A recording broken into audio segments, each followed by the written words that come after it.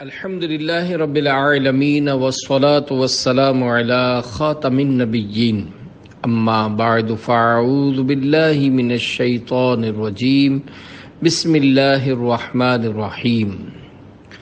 نوجوان کی توبہ، یہ مضمون نیکی کی دعوت صفحہ 194 تا 216 سے لیا گیا ہے۔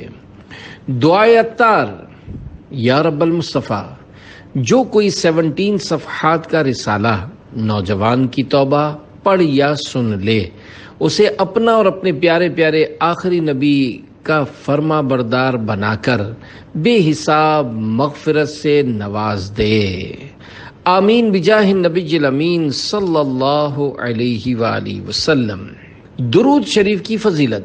فرمانے آخری نبی صلی اللہ علیہ وآلہ وسلم، اے لوگو، بے شک بروز قیامت اس کی دہشتوں یعنی گھبراہٹوں اور حساب کتاب سے جلد نجات پانے والا شخص وہ ہوگا جس نے تم میں سے مجھ پر دنیا کے اندر بکثرت درود شریف پڑھے ہوں گے۔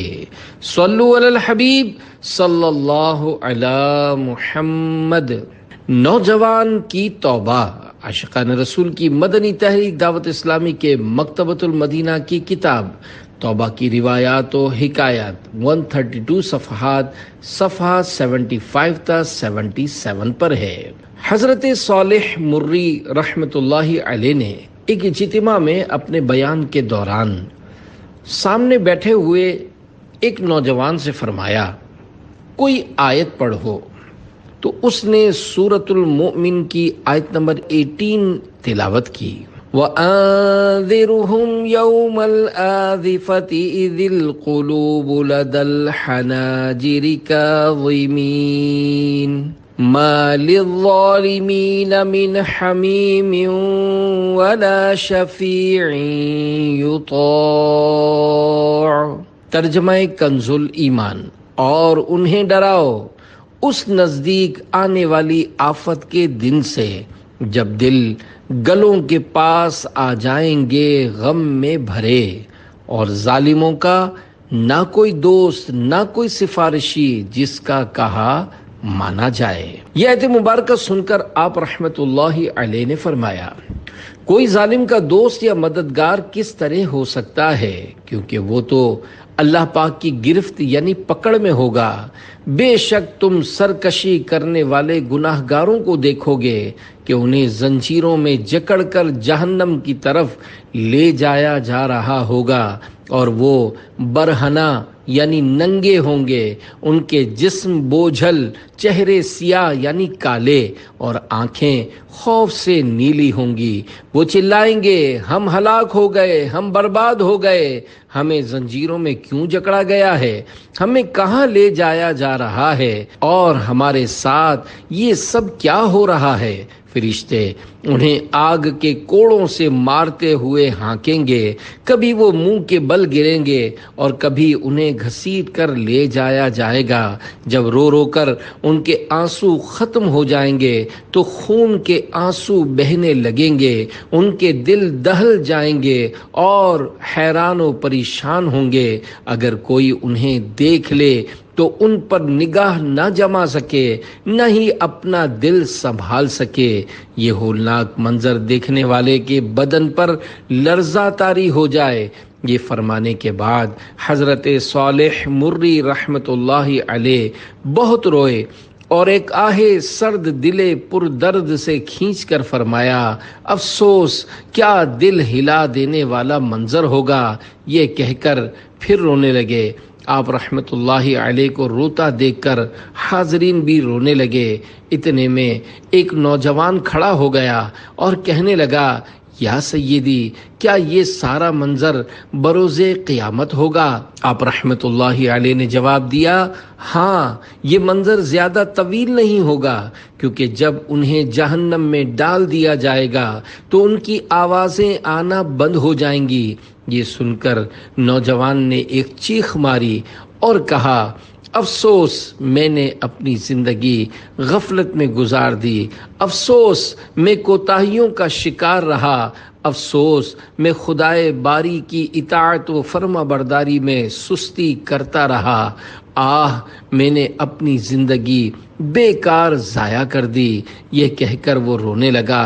کچھ دیر بعد اس نے رب کائنات کی بارگاہ بے کس پناہ میں یوں مناجات کی، اے میرے پروردگار، میں گناہ گار توبہ کے لیے حاضر دربار ہوں، مجھے تیرے سوا کسی سے کوئی سروکار نہیں، گناہوں سے معافی دے کر مجھے قبول فرما لے، مجھ سمیت تمام حاضرین پر اپنا فضل و کرم فرما اور ہمیں جود و نوال یعنی عطا و بخشش سے مالا مال کر دے، یا ارحم الراحمین یعنی اے سب سے بڑھ کر رحم فرمانے والے، میں نے گناہوں کی گٹھڑی تیرے سامنے رکھ دی ہے اور سچے دل سے تیری بارگاہ میں حاضر ہوں، اگر تو مجھے قبول نہیں فرمائے گا تو یقیناً میں ہلاک ہو جاؤں گا۔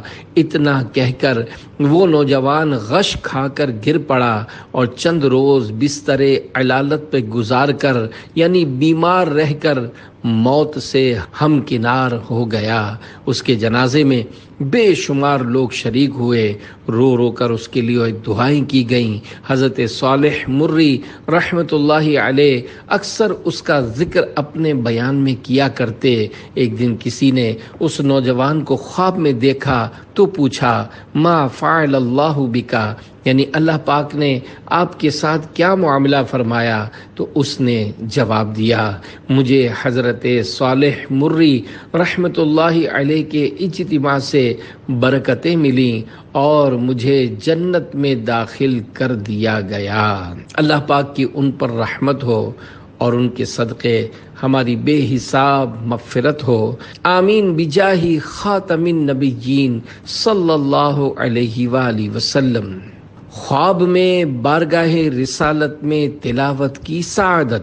پیارے پیارے اسلامی بھائیوں، دیکھا آپ نے باعمل مبلغین کا بیان کس قدر پر اثر ہوتا ہے۔ خوف خدا رکھنے والے مبلغ کا بیان تاثیر کا تیر بن کر گناہ گار کے جگر سے آر پار ہو جاتا اور بسا اوقات اس کی دنیا و آخرت سنوار دیتا ہے۔ حضرت صالح مری رحمۃ اللہ علیہ بڑے زبردست قاری بھی تھے۔ آپ رحمۃ اللہ علیہ کی قراءت میں سوز ہی سوز ہوتا تھا۔ آپ رحمۃ اللہ علیہ فرماتے ہیں، ایک بار میں نے خواب میں جناب رسالت مآب صلی اللہ علیہ وآلہ وسلم کے سامنے قرآن کریم کی تلاوت کی سعادت پائی۔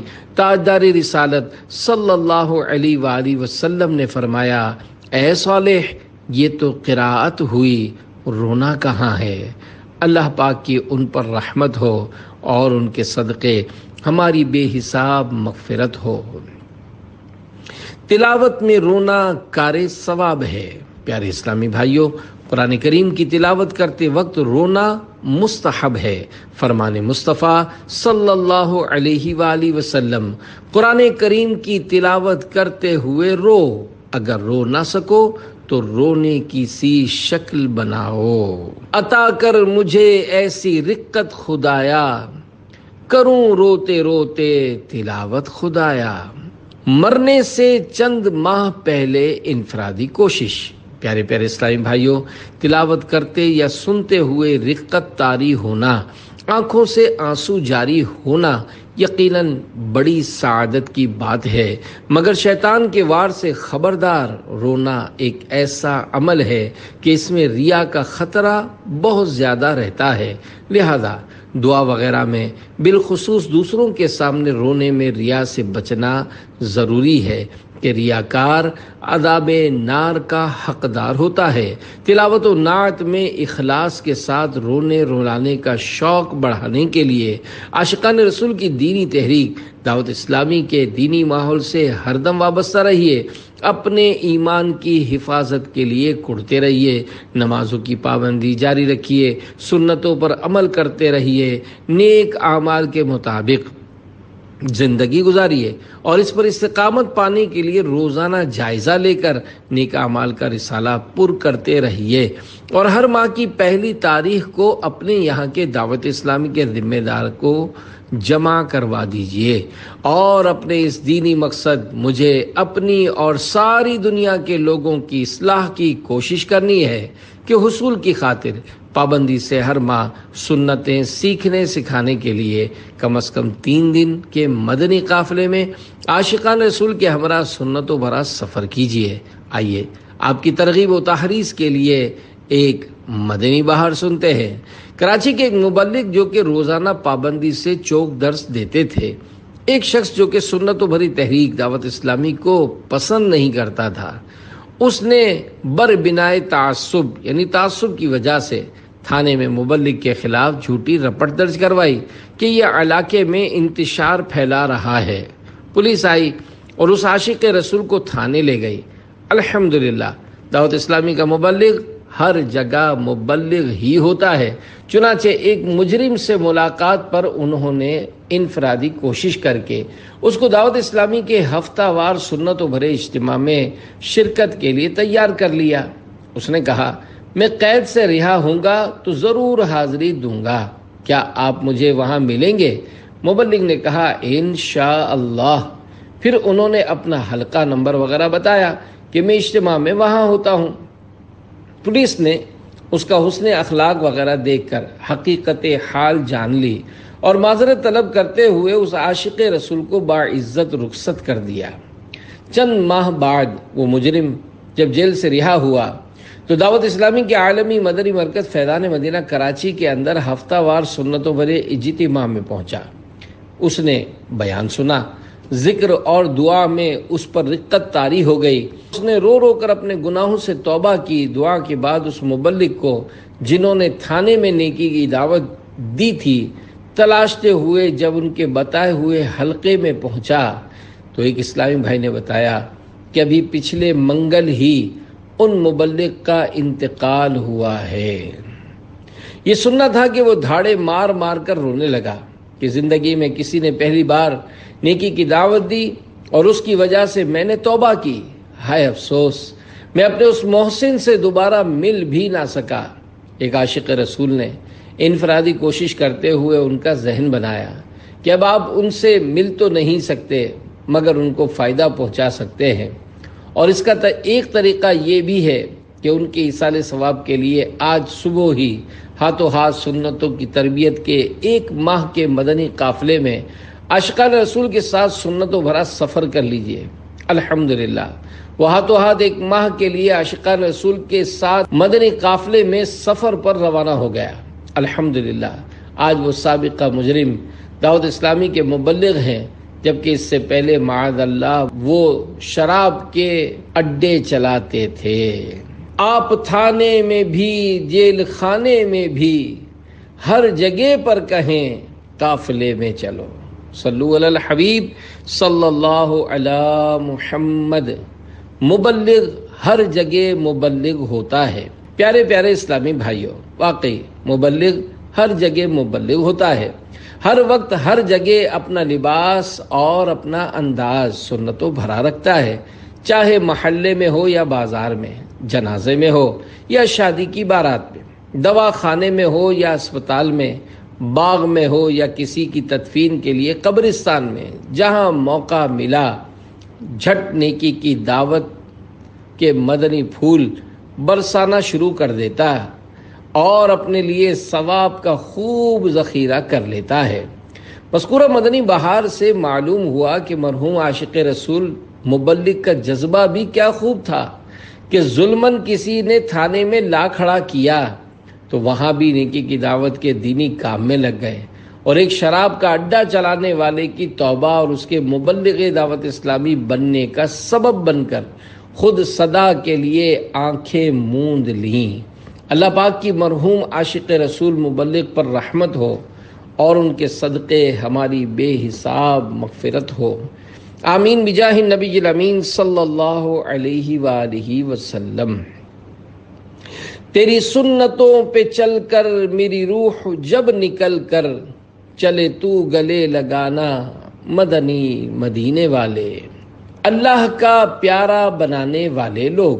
سرور کونین نانائے حسنین صلی اللہ علیہ وآلہ وسلم کا فرمان عالی شان ہے کیا میں تمہیں ایسے لوگوں کے بارے میں خبر نہ دوں جو نہ انبیاء علیہ السلام میں سے ہیں نہ شہداء میں سے، لیکن بروز قیامت انبیاء علیہ السلام اور شہداء ان کے مقام کو دیکھ کر رش کریں گے۔ وہ لوگ نور کے ممبروں پر بلند ہوں گے۔ یہ وہ لوگ ہیں جو اللہ پاک کے بندوں کو اللہ پاک کا محبوب یعنی پیارا بندہ بنا دیتے ہیں، اور وہ زمین پر لوگوں کو نصیحتیں کرتے چلتے ہیں۔ عرض کی گئی وہ کس طرح لوگوں کو اللہ پاک کا محبوب یعنی پیارا بنا دیتے ہیں؟ فرمایا وہ لوگوں کو اللہ پاک کی محبوب یعنی پسندیدہ باتوں کا حکم دیتے ہیں اور اللہ پاک کی ناپسندیدہ باتوں سے منع کرتے ہیں۔ پس جب لوگ ان کی اطاعت کریں گے تو اللہ پاک انہیں اپنا محبوب بنا لے گا۔ مبلغ محبوب ہی نہیں، محبوب گر ہوتا ہے۔ پیارے پیارے اسلامی بھائیوں، دیکھا آپ نے نیکی کی دعوت کی دھومیں مچانے والوں کی بھی کیسی بلند و بالا شانیں ہیں۔ بروز قیامت ان پر رب الانام کا انعام و اکرام دیکھ کر انبیاء کرام علیہ السلام اور شہداء عظام بھی رشک کریں گے۔ یہاں رشک یعنی غبطہ سے مراد یہ ہے کہ انبیاء کرام علیہ السلام اور شہداء عظام ان کے مرتبے کو دیکھ کر بہت خوش ہوں گے، ان کی تعریف و تحسین کریں گے۔ یا مطلب یہ ہے کہ اگر حضرات انبیاء کرام و شہداء عظام کسی پر رشک کرتے تو ان پر کرتے۔ اس عظمت و شان کا سبب کیا ہوگا؟ یہی کہ وہ نیکی کی دعوت اور بدی کی ممانعت کے ذریعے لوگوں کو باعمل بنا کر انہیں اللہ پاک کا محبوب بناتے ہوں گے۔ جب وہ دوسروں کو اللہ پاک کا محبوب بناتے ہوں گے تو خود کیوں نہ محبوب ہوں گے۔ اللہ کا محبوب بنے جو تمہیں چاہے، اس کا تو بیاں ہی نہیں کچھ تم جسے چاہو۔ صلو علی الحبیب صلی اللہ علی محمد۔ سیدنا حسن بصری اور ایک سرمایہ دار۔ نیکی کی دعوت کا ثواب کمانے میں ہمارے اولیاء کرام رحمت اللہ علیہم بہت پیش ہوا کرتے تھے، اور اس معاملے میں کسی سے مرعوب بھی نہیں ہوتے تھے، یعنی روب میں بھی نہ آتے تھے۔ چنانچہ حضرت حسن بصری رحمت اللہ علیہ اپنے شاگردوں کے ہمراہ کہیں تشریف لیے جا رہے تھے کہ ایک رئیس یعنی سرمایہ دار کو نہایت سج دھج کے ساتھ اپنے غلاموں کے جھرمٹ میں گھوڑے پر سوار گزرتا دیکھا۔ آپ رحمت اللہ علیہ نے اس سے استفسار فرمایا، کہاں کا ارادہ ہے؟ عرض کی، بادشاہ کے دربار میں جا رہا ہوں۔ آپ رحمت اللہ علیہ نے اس پر انفرادی کوشش کرتے ہوئے فرمایا، اے بھائی، آپ نے خوب عمدہ لباس زیبتن فرمایا ہے، پھر اسے خوشبوؤں سے بھی بسایا ہے اور ہر طرح سے اپنے ظاہر کو بھی سجایا ہے۔ یقیناً یہ محض اس لیے ہے کہ شاہی دربار میں آپ کو شرمسار نہ ہونا پڑے۔ حالانکہ یہ بادشاہ دار ناپائیدار یعنی کمزور دنیا کا بادشاہ، اور اس کا اہل دربار آپ جیسے ہی انسان غیر مختار یعنی بے اختیار ہیں۔ اب ذرا غور فرمائیے، کل بروز قیامت اللہ پاک کے دربار شاہی میں جب حاضری ہوگی، وہاں انبیاء کرام علیہ السلام اور اولیاء عظام رحمہم اللہ بھی ہوں گے۔ وہاں کے لیے آپ نے باطن کی آرائش و زیبائش کا بھی کچھ انتظام فرمایا ہے؟ کیا وہاں گناہوں کی گندگیوں اور بدکاریوں کی بدبوؤں کے ساتھ آپ حاضری دیں گے؟ وہ مالدار شخص نہایت توجہ کے ساتھ آپ کے ارشادات سن رہا تھا۔ آپ رحمت اللہ علیہ نے اس سے پوچھا، کیا آپ نے کبھی اپنے گھوڑے پر اس کی طاقت سے زیادہ بوجھ لادا ہے؟ عرض کی، جی نہیں۔ فرمایا، آپ اپنے گھوڑے پر تو ترس کھاتے ہیں مگر اپنے کمزور وجود پر رحم نہیں کرتے کہ مسلسل اس پر گناہوں کا بوجھ لادے چلے جا رہے۔ سوچئے تو صحیح، اسی طرح گناہوں بھری زندگی گزاری تو مرنے کے بعد کیا انجام ہوگا؟ مالدار آدمی آپ کی انفرادی کوشش اور نیکی کی دعوت سے بے حد متاثر ہوا، گھوڑے سے اتر کر آپ کا مرید ہوا اور اللہ والا بن گیا۔ اللہ پاک کی ان پر رحمت ہو اور ان کے صدقے ہماری بے حساب مغفرت ہو۔ آمین بجاہ خاتم النبیین صلی اللہ علیہ وآلہ وسلم۔ نفس یہ کیا ظلم ہے، جب دیکھو تازہ جرم ہے، ناتواں کے سر پہ اتنا بوجھ بھاری، واہ واہ۔ شرح کلام رضا۔ میرے آقا اعلی حضرت رحمت اللہ علیہ اس شعر میں فرماتے ہیں، اے بدکار نفس، تیرے ظلم و ستم کی بھی اب حد ہو گئی، تو ہر لمحہ میری خطاؤں میں برابر اضافہ کرواتا اور مجھ کمزور ترین بندے کے سر پر گناہوں کا بھاری بوجھ لدواتا چلا جا رہا ہے۔ معلوم ہوا نفس امارہ یعنی گناہ و برائی پر ابھارنے والا نفس ہمارا دشمن ہے۔ ہمیں ہر آن اس کی چالوں سے چوکنا رہنا ضروری ہے۔ آہ ہر لمحہ گناہ کی کثرت و بھرمار ہے، غلبہ شیطان ہے اور نفس بد اتوار ہے۔ صلو علی الحبیب صلی اللہ علی محمد۔ نماز میں کیسا لباس ہونا چاہیے؟ پیارے پیارے اسلامی بھائیوں، دیکھا آپ نے اولیاء اللہ رحمت اللہ علیہم سرمایہ داروں اور مالداروں کی خوشامدوں اور چاپلوسیوں کے بجائے ان کو اصلاح کے مدنی پھولوں سے نوازتے اور انہیں دو ٹوک نصیحت فرماتے تھے۔ دولت مندوں کی خوشامد وہ کرے جس کو ان سے دنیا کی ذلیل دولت پانے کی ہوس ہو۔ اہل اللہ قناعت کی مدنی دولت سے مالا مال ہوتے ہیں۔ ان کی نظر دولت مندوں کے فانی مال پر نہیں، رحمت رب ذوالجلال پر ہوتی ہے۔ یاد رہے، اہل مال و ثروت کی بسبب دولت تعظیم کی سخت ممانعت ہے۔ چنانچہ منقول ہے، جو کسی غنی یعنی مالدار کی اس کی غنا یعنی مالداری کے سبب تواضع کرے، اس کا 2/3 دین جاتا رہا۔ بیان کردہ حکایت میں آخرت کی فکر دلائی گئی ہے کہ حکمرانوں، وزیروں اور افسروں کے سامنے جاتے ہوئے تو لباس وغیرہ درست کیا جاتا اور خوب ٹپ ٹاپ اور زینت اختیار کی جاتی ہے، مگر اللہ پاک کی مقدس بارگاہ میں پیش ہونے کے لیے اہتمام کا کوئی ذہن ہی نہیں۔ ہم دنیا کے کسی بڑے آدمی کے پاس جاتے ہیں یا ایسی جگہ جانا ہوتا ہے جہاں بہت سارے لوگ ہمیں دیکھنے والے ہوں تو سر کے بال، لباس، امامہ، چادر وغیرہ خوب احتیاط کے ساتھ درست کرتے ہیں، مگر نماز جو کہ پروردگار کے عظمت والے دربار کی حاضری کا موقع ہے، اس وقت زینت کا کوئی اہتمام نہیں کرتے۔ کم از کم اتنا تو ہو کہ کسی بڑے آدمی کے پاس یا دعوت طعام میں جاتے ہوئے انسان جو لباس پہنتا ہے وہی مسجد کی حاضری میں پہن لیا کرے۔ مسجد کی حاضری کے لیے زینت کرنے کے متعلق قرآن کریم پارہ 8 سورۃ الاعراف آیت نمبر 31 میں ارشاد ہوتا ہے، خذوا زینتکم عند کل مسجد۔ ترجمہ کنز ایمان، اپنی زینت لو جب مسجد میں جاؤ۔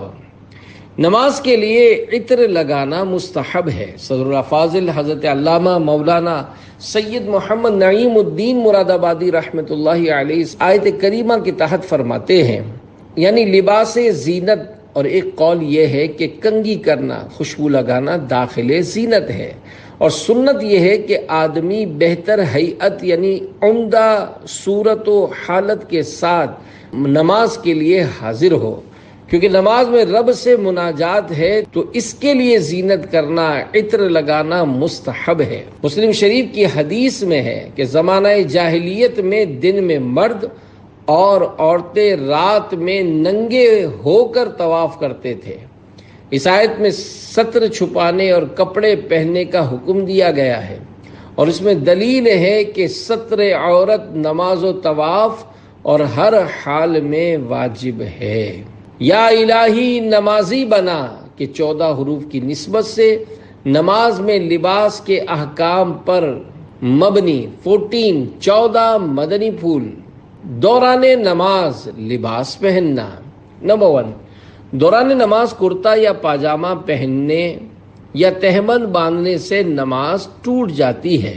نمبر 2، دوران نماز سطر کھل جانے اور اسی حالت میں کوئی رکن ادا کرنے یا 3 بار سبحان اللہ کہنے کی مقدار وقفہ گزر جانے سے بھی نماز فاسد ہو یعنی ٹوٹ جاتی ہے۔ کندھوں پر چادر لٹکانا۔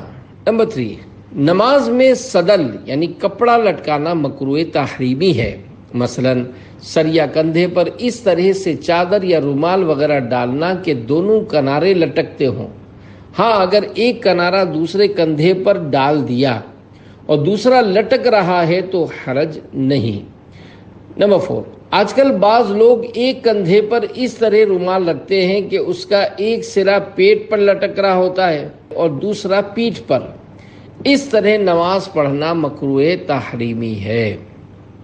نمبر 5، دونوں آستینوں میں سے اگر ایک آستین بھی آدھی کلائی سے زیادہ چڑھی ہوئی ہو تو نماز مکروہ تحریمی ہوگی۔ نمبر 6، دوسرا کپڑا ہونے کے باوجود صرف پاجامے یا تہبند میں نماز پڑھنا مکروہ تحریمی ہے۔ نمبر 7، نماز میں کرتے وغیرہ کے بٹن کھلے ہونا جس سے سینہ کھلا رہے مکروہ تحریمی ہے۔ ہاں، اگر نیچے کوئی اور کپڑا ہے جس سے سینہ نہیں کھلتا تو مکروہ تنزیہی ہے۔ نمبر 8، جاندار کی تصویر والا لباس پہن کر نماز پڑھنا مکروہ تحریمی ہے۔ نماز کے علاوہ بھی ایسا کپڑا پہننا جائز نہیں۔ مکروہ تحریمی کی تعریف، یہ واجب کا مقابل یعنی الٹ ہے۔ اس کے کرنے سے عبادت ناقص ہو جاتی اور کرنے والا گناہگار ہوتا ہے، اگرچہ اس کا گناہ حرام سے کم ہے، اور چند بار اس کا ارتکاب یعنی عمل میں لانا کبیرہ گناہ ہے۔ مکروہ تحریمی ہو جانے والی نماز واجب العیادہ ہوتی ہے، یعنی ایسی نماز کو نئے سرے سے پڑھنا واجب ہوتا ہے۔ مکروہ تحریمی کی ایسی صورتیں بھی ہیں جن میں سجدہ سہو کر لینے سے نماز درست ہو جاتی ہے۔ اس کی تفصیلی معلومات کے لیے عاشقان رسول کی مدنی تحریک دعوت اسلامی کے مکتبۃ المدینہ کی کتاب نماز کے احکام 496 صفحات کا مطالعہ کیجیے۔ نمبر 9، دوسرے کپڑے میسر ہونے کے باوجود کام کاج کے لباس میں نماز پڑھنا مکروہ تنزیہی ہے۔ نمبر 10، الٹا کپڑا پہن کر یا اوڑھ کر نماز مکروہ تنزیہی ہے۔ نمبر 11، سستی سے ننگے سر نماز پڑھنا مکروہ تنزیہی ہے۔ نماز میں ٹوپی یا امامہ شریف گر پڑا تو اٹھا لینا افضل ہے، جبکہ عمل کثیر کی حاجت نہ پڑے ورنہ نماز فاسد ہو جائے گی، اور بار بار اٹھانا پڑے تو چھوڑ دیں، اور نہ اٹھانے سے خشوع و خضوع مقصود ہو تو نہ اٹھانا افضل ہے۔ نمبر 12، اگر کوئی ننگے سر نماز پڑھ رہا ہو یا اس کی ٹوپی گر پڑی تو اس کو دوسرا شخص ٹوپی نہ پہنائے۔ عمل کثیر کی تعریف، عمل کثیر نماز کو فاسد کر یعنی توڑ دیتا ہے، جبکہ نہ نماز کے اعمال سے ہو نہ ہی اصلاح نماز کے لیے کیا گیا ہو۔ جس کام کے کرنے والے کو دور سے دیکھنے سے ایسا لگے کہ یہ نماز میں نہیں ہے، بلکہ اگر گمان غالب ہو کہ نماز میں نہیں تب بھی عمل کثیر ہے، اور اگر دور سے دیکھنے والے کو شک و شبہ ہے کہ نماز میں ہے یا نہیں تو عمل قلیل ہے اور نماز فاسد نہ ہوگی۔ ہاف آستین میں نماز پڑھنا کیسا؟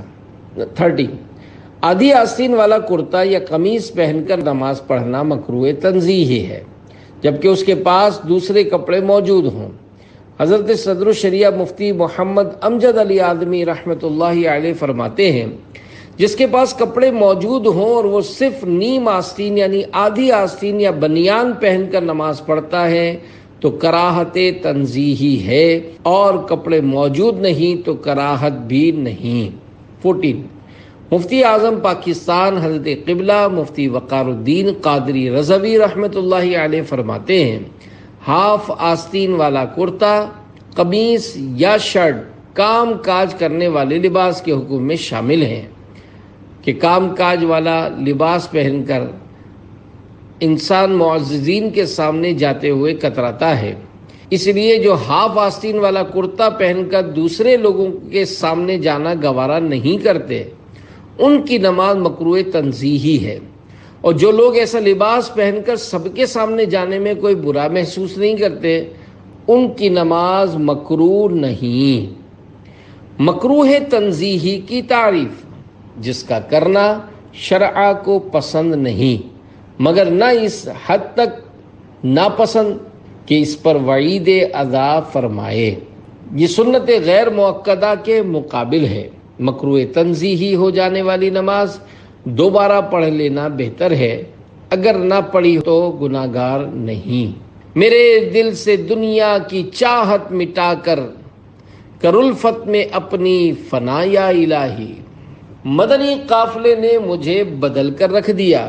نیکی کی دعوت کا بے اندازہ ثواب کمانے کی اپنے اندر حرص اجاگر کرنے کے لیے دعوت اسلامی کے دینی ماحول سے ہر دم وابستہ رہیے، اور پابندی کے ساتھ ہر ماہ کم از کم 3 دن عاشقان رسول کے ساتھ مدنی قافلے میں سنتوں بھرا سفر کرتے رہیے۔ آئیے آپ کا شوق بڑھانے کے لیے آپ کو ایک مدنی بہار سناتا ہوں۔ چنانچہ علاقہ اندھیری، بمبئی الہند کے ایک اسلامی بھائی کے بیان کا لب لباب ہے۔ میں اسکول کی 9ویں کلاس میں زیر تعلیم تھا۔ ماڈرن اور بگڑے ہوئے لوگوں سے دوستی ہو گئی، اور میں طرح طرح کی برائیوں میں گرفتار ہو گیا، جن میں چرس، گانجا، شراب اور لڑکیوں سے عشق لڑانا وغیرہ شامل ہے۔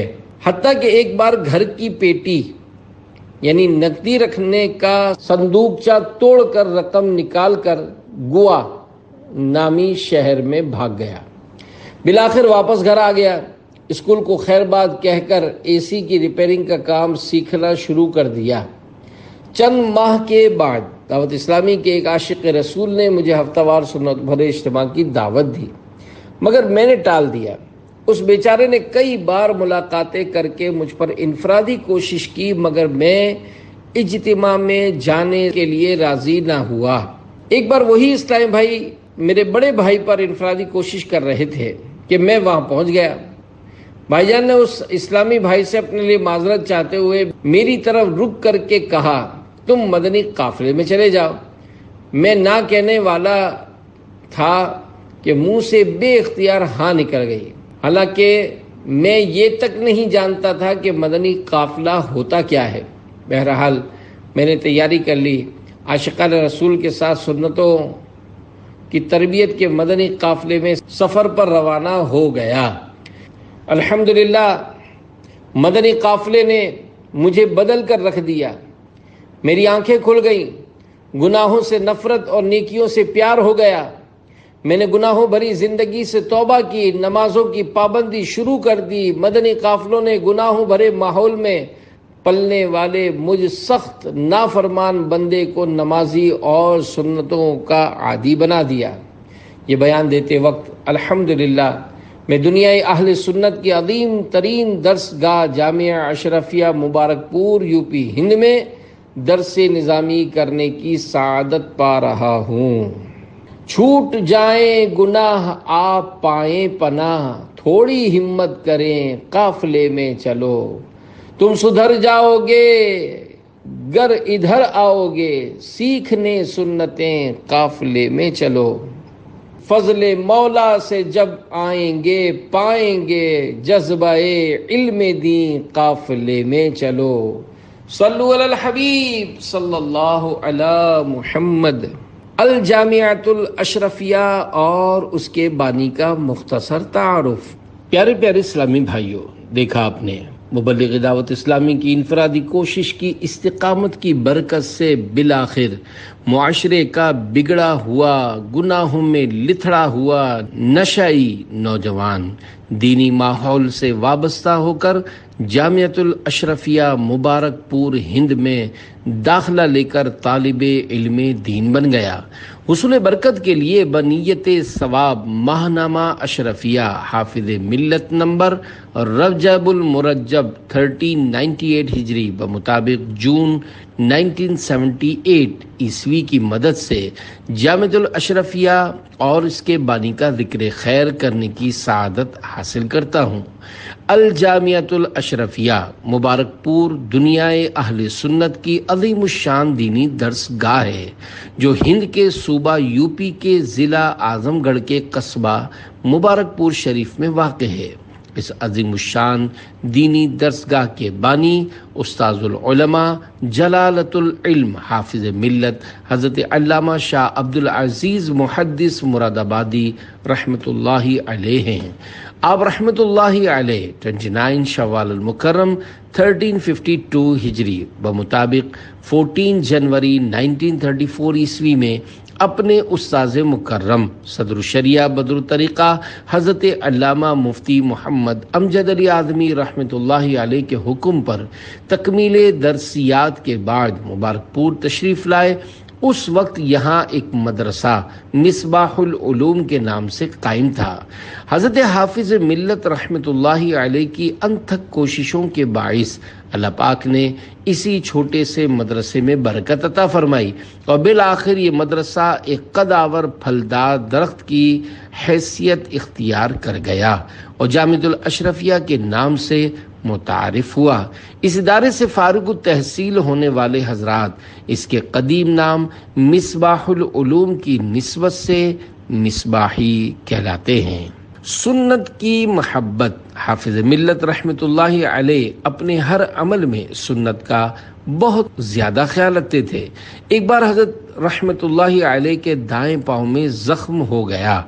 ایک صاحب دوا لے کر پہنچے اور کہا حضرت دوا حاضر ہے۔ جاڑے یعنی سردیوں کا زمانہ تھا۔ حضرت رحمۃ اللہ علیہ موزہ پہنے ہوئے تھے۔ آپ رحمۃ اللہ علیہ نے پہلے بائیں یعنی الٹے پاؤں کا موزہ اتارا۔ وہ صاحب بول پڑے حضرت زخم تو داہنے یعنی سیدھے پاؤں میں ہے۔ آپ رحمۃ اللہ علیہ نے فرمایا بائیں یعنی الٹے پاؤں کا پہلے اتارنا سنت ہے۔ حافظ ملت کی کرامت الجامعۃ الاشرفیہ کے بانی مبانی حافظ ملت حضرت علامہ شاہ عبد العزیز محدث مراد آبادی رحمۃ اللہ علیہ بڑے پائے کے بزرگ تھے۔ سوانح نگاروں نے آپ کی کئی کرامات بیان کی ہیں۔ ان میں ایک یہ بھی ہے جامع مسجد مبارک شاہ بھی پہلے مختصر ہی تھی اور بوسیدہ بھی ہو گئی تھی۔ آبادی کی وسعت کے لحاظ سے مسجد کا وسیع ہونا بھی ضروری تھا۔ بہرحال پرانی مسجد شہید کر کے نئی بنیادیں بھری گئیں اور مسجد کی توسیع کا کام شروع ہوا۔ مبارک پور کے مسلمانوں نے بڑی دلچسپی اور لگن کے ساتھ اس تعمیر میں بھی حصہ لیا۔ حضرت حافظ ملت رحمۃ اللہ علیہ اس کام کے بھی رہنما اور سربراہ تھے۔ حضرت رحمۃ اللہ علیہ نے جامع مسجد کے لیے پوری توجہ اور محنت سے چندے کی فراہمی کی۔ مبارک پور میں کافی جوش و خروش تھا۔ غربت کے باوجود مسلمان اپنی دینی حمیت کا پورا ثبوت دے رہے تھے۔ مردوں نے اپنی کمائی اور عورتوں نے اپنے زیورات وغیرہ سے امداد کی۔ چھت پڑنے کے بعد حاجی محمد عمر نہایت پریشانی کے عالم میں دوڑے ہوئے حضرت رحمۃ اللہ علیہ کے پاس آئے اور کہا حافظ صاحب جامع مسجد کی چھت نیچے آ رہی ہے، اب کیا ہوگا؟ حاجی صاحب یہ کہتے کہتے رو پڑے۔ حضرت حافظ ملت رحمۃ اللہ علیہ فوراً اٹھے، وضو کیا اور حاجی صاحب کے ساتھ گھر سے باہر نکلے اور اپنے پڑوسی خان محمد صاحب کو ہمراہ لیا۔ جامع مسجد پہنچ کر بسم اللہ الرحمن الرحیم پڑھتے ہوئے لکڑی کی چند بلیاں لگا دیں، یعنی لمبے لمبے بانس یا لکڑی کے تھم لگا دیے۔ الحمدللہ کہ چھت نہ صرف برابر اور درست ہو گئی بلکہ آج دیکھیے تو یہ پتہ بھی نہ لگ سکے گا کہ کس حصے کی چھت جھک رہی تھی۔ حافظ ملت کی بعض عادات کریمہ، بعض عادات مبارکہ۔ وضو کرنے کے لیے بیٹھنا ہوتا تو قبلہ رخ بیٹھتے۔ حضرت رحمۃ اللہ علیہ کا پاجامہ کبھی اتنا لمبا نہ دیکھا گیا کہ ٹخنا چھپ جائے۔ سچ تو یہ ہے کہ آپ رحمۃ اللہ علیہ کی وضع اور لباس کا انداز دیکھ کر لوگوں کو شرعی وضع سمجھ میں آ جاتی تھی۔ سفر و حضر میں، یعنی سفر میں ہوتے یا وطن کے اندر، ہر جگہ حضور حافظ ملت رحمۃ اللہ علیہ کی پیاری پیاری اداؤں میں سے یہ بھی تھا کہ کھانے سے پہلے اور بعد دونوں ہاتھ گٹے تک دھوتے اور لقمہ خوب چبا کر کھاتے۔ کھانا خواہ مزاج کے موافق ہو یا نا موافق، اس میں عیب نہ نکالتے۔ کھانے کے بعد فوراً پانی نہ پیتے بلکہ کچھ وقفے کے بعد پیتے۔ اسی طرح پانی جب بھی پیتے چوس کر 3 سانس میں پیتے۔ سرما لگانے کی برکت سے بڑھاپے میں بھی بینائی تیز تھی۔ حضور حافظ ملت رحمۃ اللہ علیہ کی عمر شریف 70 سال سے متجاوز یعنی اوپر ہو چکی تھی۔ اس وقت کا واقعہ ہے، ٹرین سے سفر کر رہے تھے، جس برتھ پر تشریف فرما تھے اتفاق سے اس پر ایک ڈاکٹر صاحب بھی بیٹھے تھے۔ ڈاکٹر صاحب نے سلسلہ کلام شروع کیا تو آپ رحمۃ اللہ علیہ کی جلالت علمی سے بہت متاثر ہوئے اور بار بار آپ رحمۃ اللہ علیہ کی طرف حیرت سے دیکھتے رہے۔ دوران گفتگو ڈاکٹر صاحب نے تعجب کا اظہار کرتے ہوئے کہا، مولانا صاحب، میں آنکھوں کا ڈاکٹر ہوں، میں دیکھ رہا ہوں کہ اس عمر میں بھی آپ کی بینائی میں کوئی فرق نہیں، بلکہ آپ کی آنکھوں میں بچوں کی آنکھوں جیسی چمک ہے۔ مجھے بتائیے کہ اس کے لیے آخر کیا چیز استعمال کرتے ہیں؟ فرمایا، ڈاکٹر صاحب، میں کوئی خاص دوا وغیرہ تو استعمال نہیں کرتا، ہاں ایک عمل ہے جس سے میں بلا ناغہ کرتا ہوں۔ رات کو سونے کے وقت سنت کے مطابق سرما استعمال کرتا ہوں، اور میرا یقین ہے کہ اس عمل سے بہتر آنکھوں کے لیے دنیا کی کوئی دوا نہیں ہو سکتی۔ اللہ پاک کی ان پر رحمت ہو اور ان کے صدقے ہماری بے حساب مغفرت ہو، آمین بجاہ خاتم النبیین صلی اللہ علیہ وآلہ وسلم۔ مسلک اعلی حضرت کا ایک گلستان، علم صدر الشریعہ کا بحر رواں، علم سے جس کے سیراب سارا جہاں، لہلہانے لگا دین کا بوستاں، جس طرف دیکھیے اس قدم کے نشان، حافظ دین و ملت پہ لاکھوں سلام۔ صلو علی الحبیب صلی اللہ علی محمد۔ اسمت کے 4 حروف کی نسبت سے سرما لگانے کے 4 مدنی پھول۔ پیارے پیارے اسلامی بھائیوں، حضور حافظ ملت کی سنت سے محبت مرحبا، اور سنت کی محبت میں سنت کے مطابق سرما لگانے کی برکت دنیا میں بھی بینائی کی حفاظت کی صورت میں ظاہر ہوئی۔